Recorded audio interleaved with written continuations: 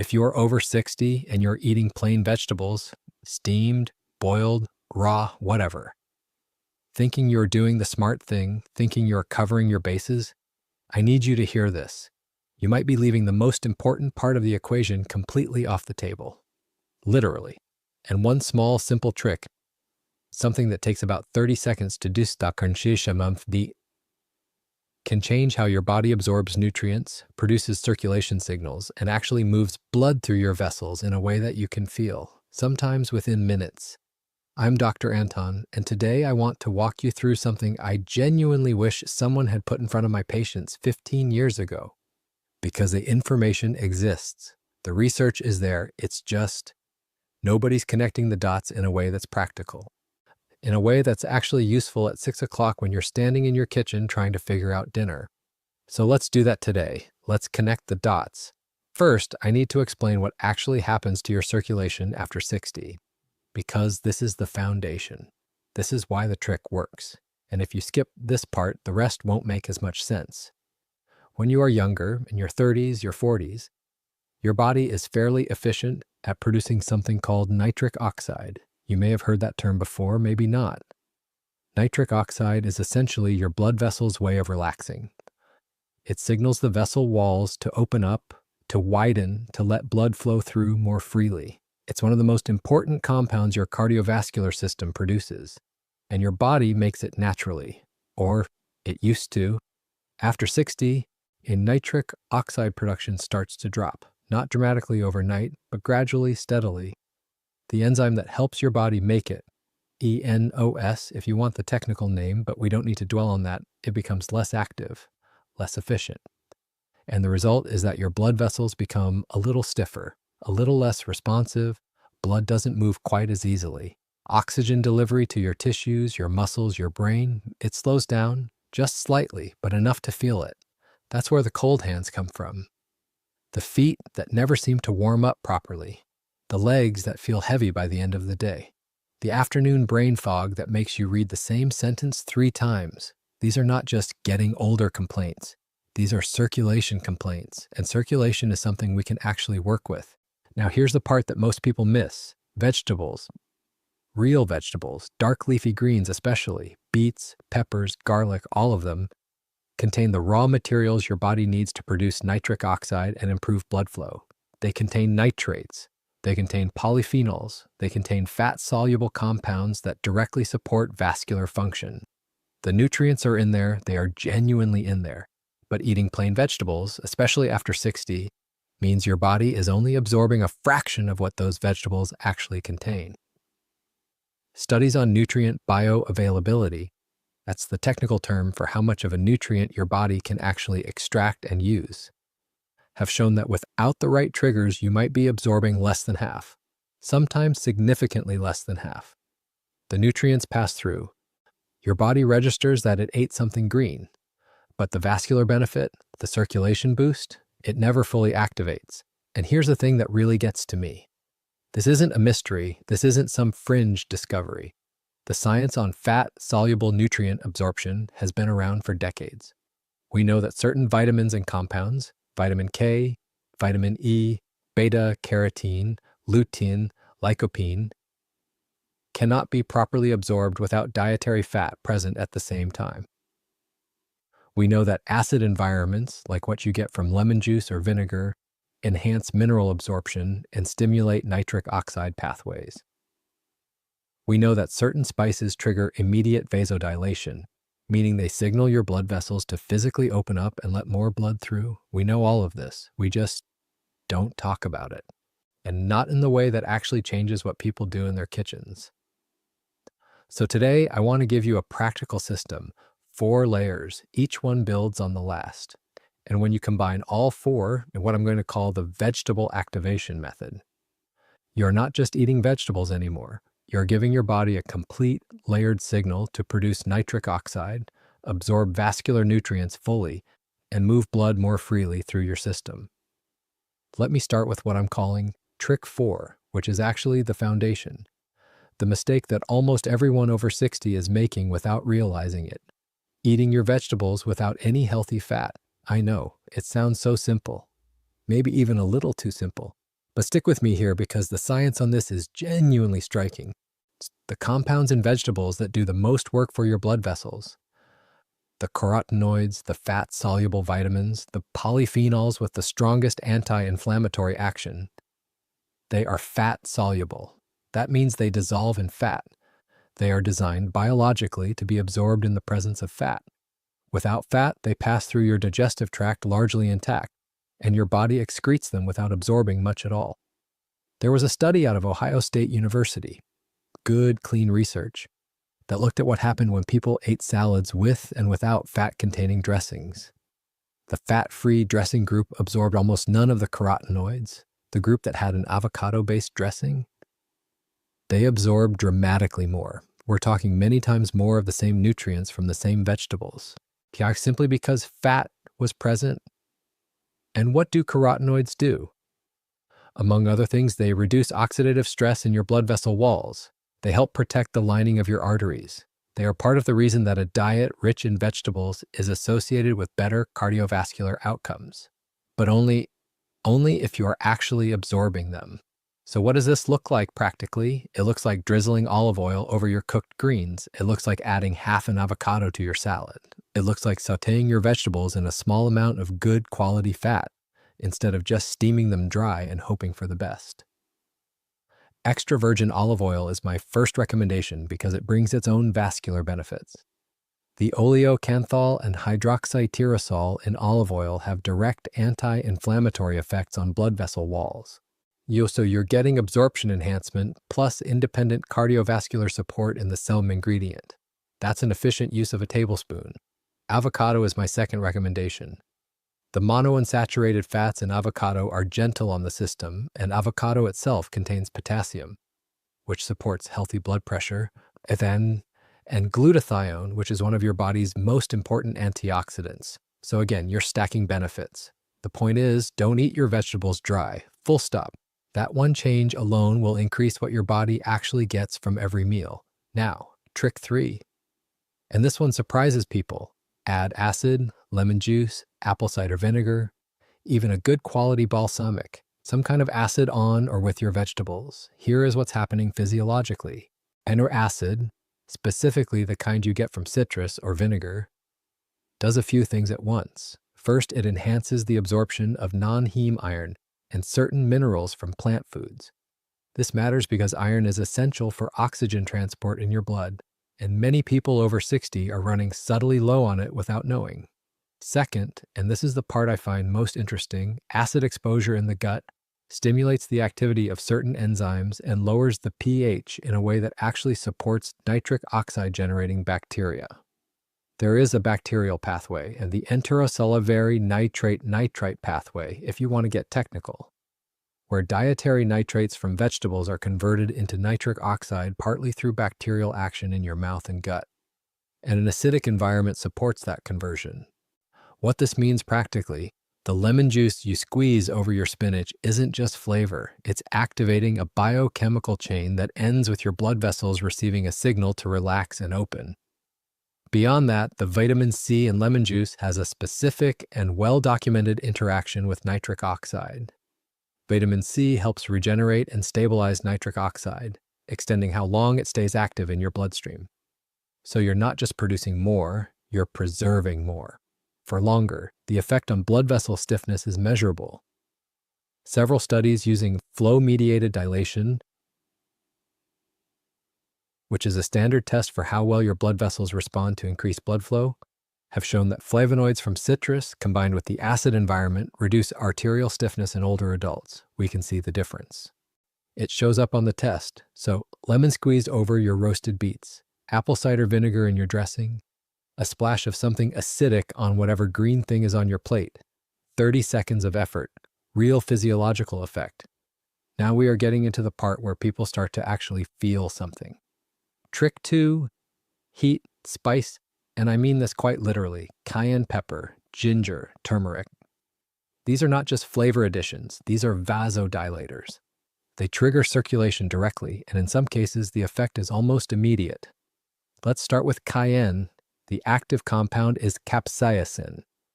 capsaicin binds to receptors called TRPV1 receptors. They're part of your nervous system's sensory apparatus. And when activated, these receptors trigger the release of a molecule called substance P, which then stimulates nitric oxide production in your blood vessel walls. The result is vasodilation. Your vessels open, blood moves. You can feel it as warmth spreading through your hands and feet, sometimes within 10 to 15 minutes of eating it.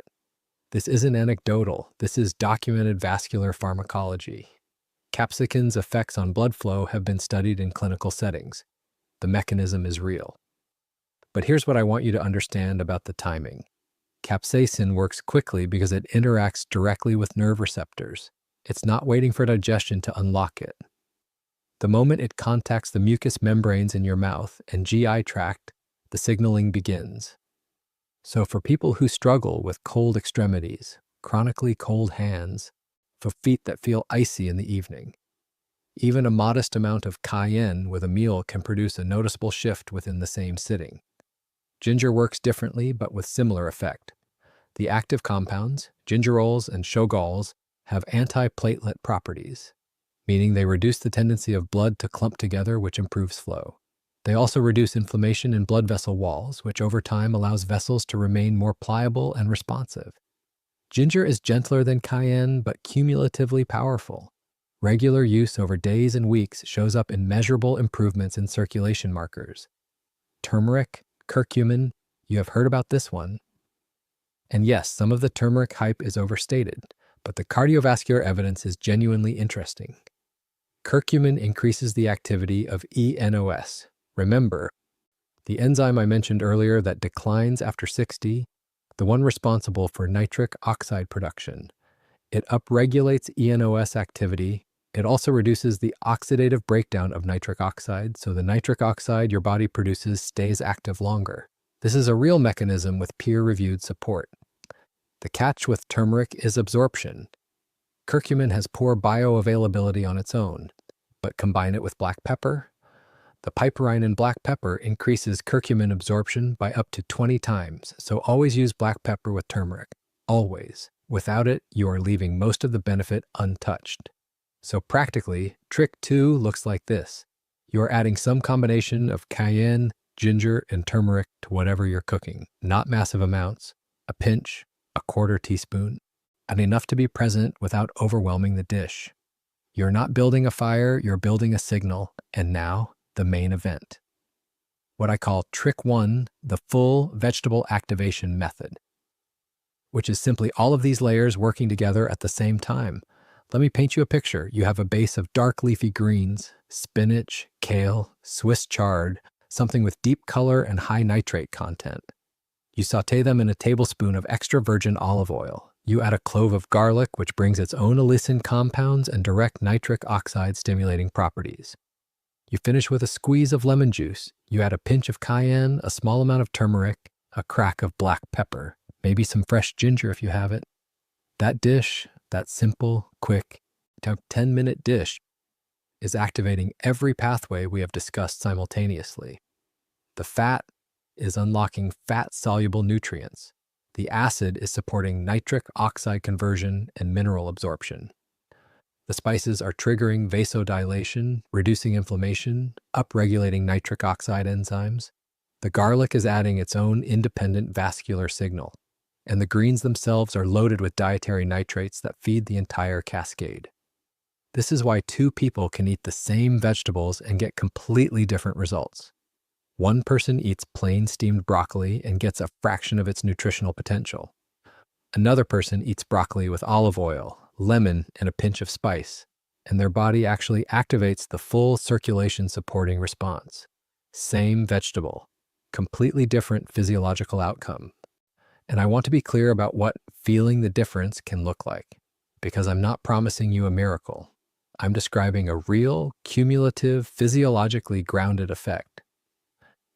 In the short term, that same day, that same meal, many people notice warmth in their extremities. Hands that were cold start to feel more normal. There's often an energy lift an hour after eating that's different from the usual post-meal sluggishness. Some people notice that their thinking is a little clearer. This is consistent with improved cerebral blood flow, and it is consistent with what the mechanisms would predict. Over days and weeks of consistent use, the effects build. Blood vessel pliability improves gradually.